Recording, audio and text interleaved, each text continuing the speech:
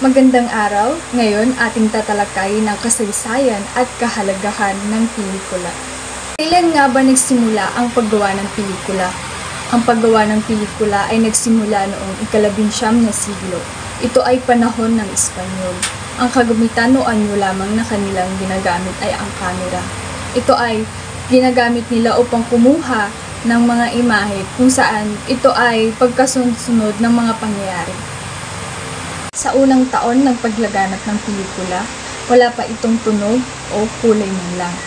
Nakita na ba or nakakita na ba kayo ng TV ng lola nyo or naabutan nyo ba yung mga TV noon na wala pa itong kulay, ngunit meron itong tunog? Ngunit nung ika-19 na siglo, wala pa itong kulay man lang o tunog. Ito ay imahe lamang ng pagkasunod-sunod ng pangyayari. Noong ika-19, dito na lumaganap o nagbago ang teknolohiyang kanilang ginagamit. Dito na nagkaroon ng kulay at tunog ang kanilang pelikula. Dito na rin lumabas o lumaganap ang mga iba't ibang studio upang gamitin sa paggawa ng pelikula. Noong dekada at sa kasalukuyan, dito na musbong ang iba't ibang teknolohiya sa paggawa ng pelikula. Ako naman tayo sa kahalagahan ng pelikula. Bakit nga ba mahalaga ang pelikula?